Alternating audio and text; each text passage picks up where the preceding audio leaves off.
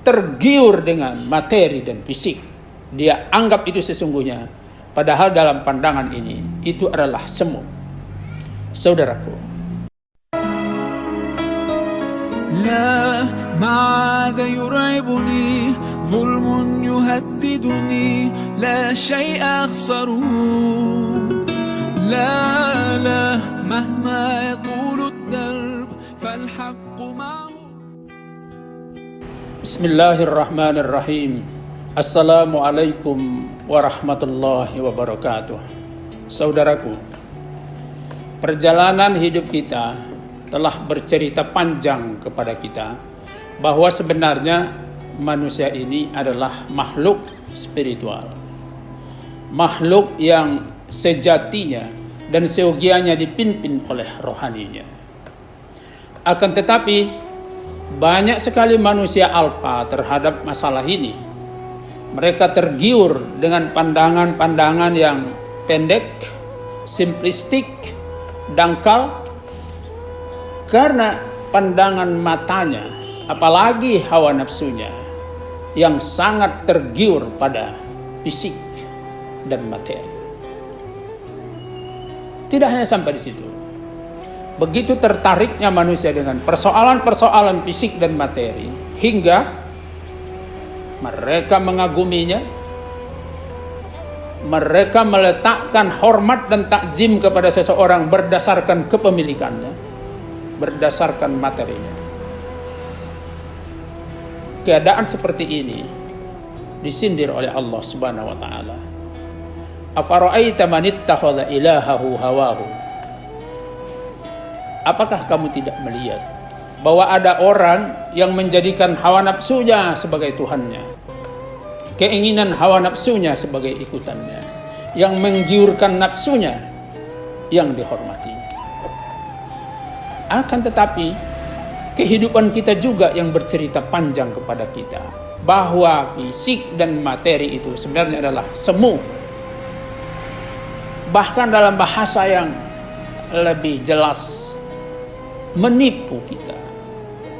Saudaraku, kita lihat misalnya dalam peristiwa musibah antara lain wabah COVID-19 yang saat ini mengancam dunia, semakin terang pada kita bahwa sebenarnya fisik dan materi itu semu ketika berhadapan dengan hal-hal gaib, terutama kuasa Allah Subhanahu wa ta'ala. Saudaraku, kita pikir dia memberi pembelaan, padahal dia sendiri mengalami kegalauan. Kita pikir dia memberi perlindungan, ternyata melindungi diri sendiri pun dia sulit. Inilah yang membuat kita harus menyadari keyakinan vertikal bahwa hanya Allah, Tuhan, yang bisa memberikan perlindungan. Saudaraku, Rasulullah SAW mengingatkan kita, Innallaha la yanzuru ila suwarikum wala ila ajsamikum walakin yanzuru ila qulubikum. Allah tidak pernah memperhatikan rupamu dan jasadmu. Akan tetapi yang menjadi pertimbangan utama bagi Tuhan adalah hatimu.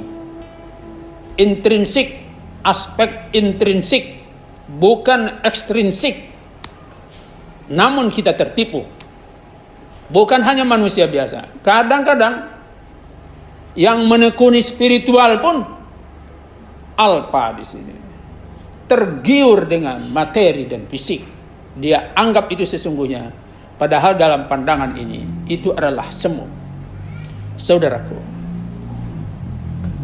kondisi ini sebenarnya berbicara dengan kita bila kita gunakan hati kita, bahwa dalam hidup ini sebenarnya yang paling berpengaruh dalam perjalanan hidup kita adalah rohani kita, spiritual kita.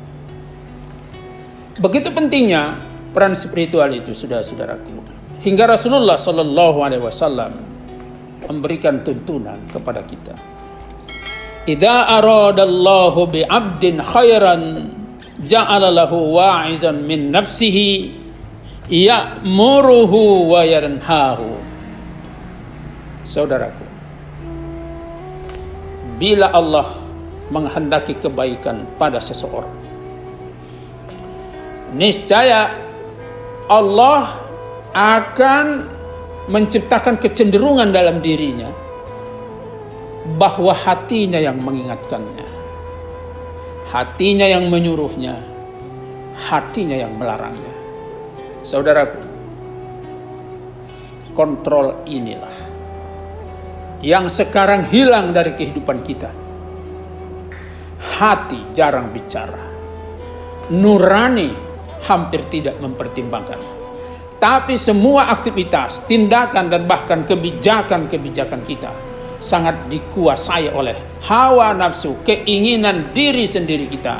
Saya kira disinilah Allah mencoba memberikan peringatan-peringatan kecil melalui musibah-musibah yang kita hadapi, sehingga kita berada di dalam kesadaran bahwa ada yang menguasai. Bukan kita, tetapi Allah. Kekuatan kita, perencanaan kita, strategi kita, dan masa depan yang kita buat, kita rencanakan, mestilah bersandar pada Pencipta. Saudaraku, hingga Rasulullah SAW menetapkan standar-standar dari pencapaian manusia, baik secara material fisik maupun secara spiritual dan intelektual. Ketika Rasulullah mengingatkan kita, Ra'sul hikmah makhafatullah, puncak dari segala prestasi, puncak dari segala kecerdasan, puncak dari segala kemampuan dan kekuasaan manusia adalah makhafatullah.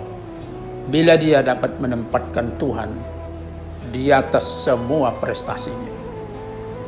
Kita melihat begitu prestasi manusia tanpa terkendali, bahkan ada tokoh dunia yang merencanakan kekuatan militernya bisa menghadang dan mencegah terjadinya hari kiamat. Bayangkan tuh, saudaraku, kondisi ini mengingatkan umat manusia. Semoga kita semakin menyadari bahwa hidup ini adalah untuk mendedikasikan segalanya kepada Allah. Wassalamualaikum warahmatullahi wabarakatuh.